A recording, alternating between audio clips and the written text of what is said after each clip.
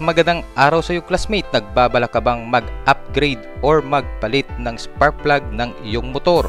So dito sa video na ito ay ipapakita ko sa inyo ang pagkakaiba ng ordinary spark plug at ng platinum na spark plug.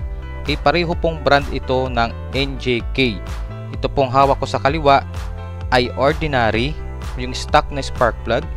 At dito naman sa aking kanan, ito po ay ang NJK Platinum.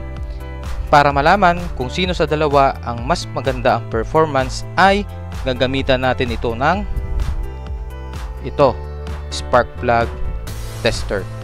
Okay, tingnan natin classmates, sa pamamagitan na itong spark plug tester ay malalaman natin ano ba ang mas magandang gamitin sa dalawang ito. So unang test ay itetest natin sila na ang kanilang gap ay nasa 70 mm. Okay po?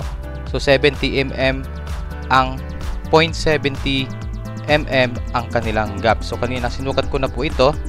Ayan, pareho pong 0.70 mm ang kanilang gap. So simulan natin ang pagtitest, classmate.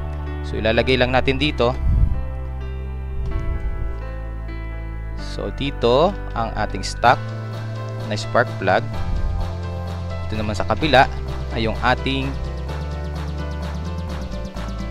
platinum. Okay, stock spark plug, platinum spark plug. Pareho pong NJK yan, classmate.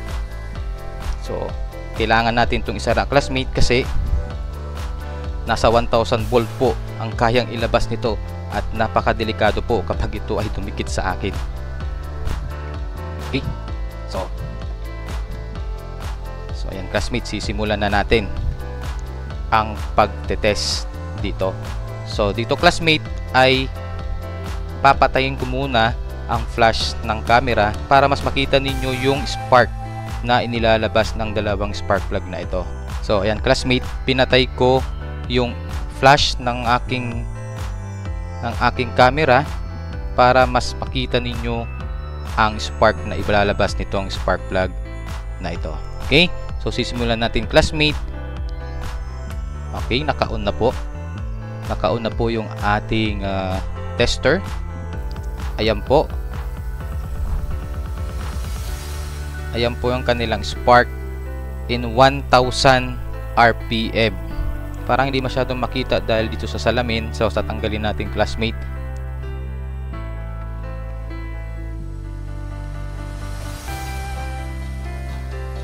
Okay, mas maganda classmate kung lalapitan natin ito.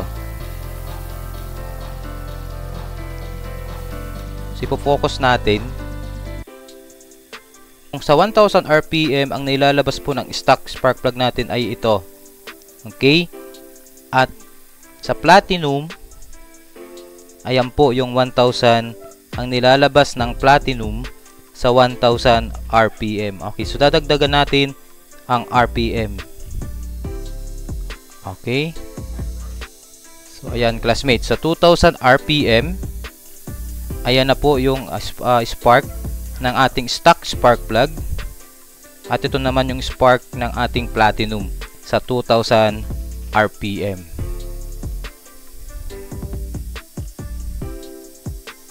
Ayan classmate. Okay, sa platinum at 2000 RPM, stock spark plug at 2000 RPM. Okay, so ilagay naman natin siya classmate at 3000 RPM. So ayan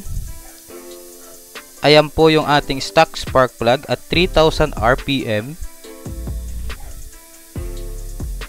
at ito naman yung ating platinum at 3000 RPM. Ayan classmate. Okay, i-jump po natin siya sa ating maximum at 5000 RPM. Okay, so ayan na po yung pinakasagad nitong tester natin at 5000 RPM. So ayan po ang ating stock spark plug, at ito naman po ang ating platinum spark plug at 5,000 RPM.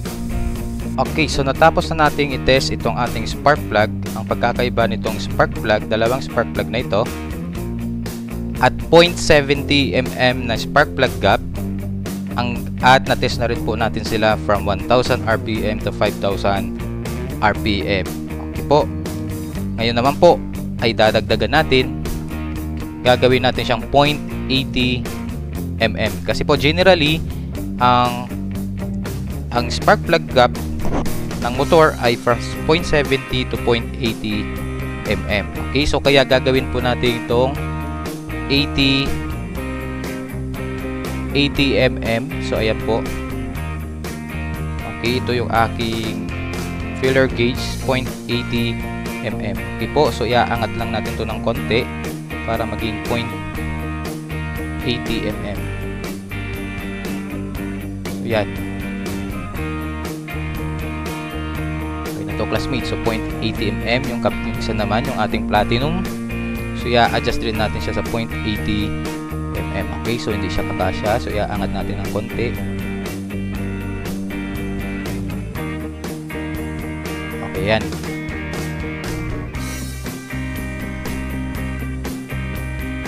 Ayan, classmates, so iangat natin siya ng konti, so siya ay nasa 0.80 mm na po. Okay, so kanina, ang test natin kanina, spark plug gap at 7.70 mm, ngayon naman ay 0.80 mm. Okay, so ilalagay na po natin dito. Okay, at iti-test po natin ulit. At papatayin ko muna ulit, classmate, ang flash ng aking camera para mas makita ninyo yung spark. Okay, at ito na, classmate, ang final testing natin dito sa dalawang spark plug, ang stock spark plug at itong platinum na spark plug. Okay, so first test na natin at 1,000 RPM. Okay po, so ayan na po, at 1,000 RPM, ito po yung ating spark plug, stock spark plug at 1,000 RPM.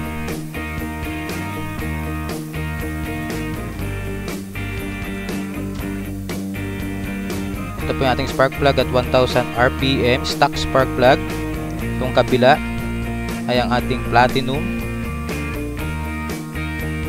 at 1,000 RPM. Okay, talagang pinong-pino pa din talaga ang binibigay na spark ng platinum kaysa dito sa ating spark plug, lalo na sa 1,000, dito sa 1,000 RPM. Okay, so ilagay na natin siya sa 3,000 RPM. Ayan po, at 3,000 RPM ang ating spark plug ay, ayan, ang dami niyang spark na nilalabas. Ang dami niyang spark na nilalabas, classmate.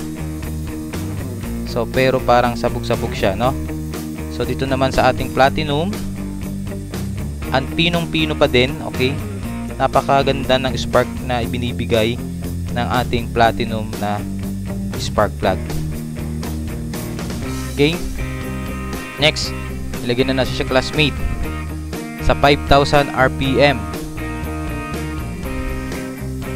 So ayan, ito na po yung ating stock spark plug at 5,000 RPM. At ito naman po yung ating spark plug na platinum at 5,000 RPM. Okay, kilatisin nyo ng mabuti, classmate, kung saan sa dalawa ang may magbibigay na magandang performance sa inyong motor. Hanggang dito na lang, classmate. Sana ay nakatulong itong video na ito sa iyo para makapili ka kung anong klaseng upgrade ng spark plug ang ilalagay mo sa iyong motor. Kung nakatulong itong video na ito sa iyo, huwag mo namang kalimutang mag-like, share, and subscribe. Bye-bye!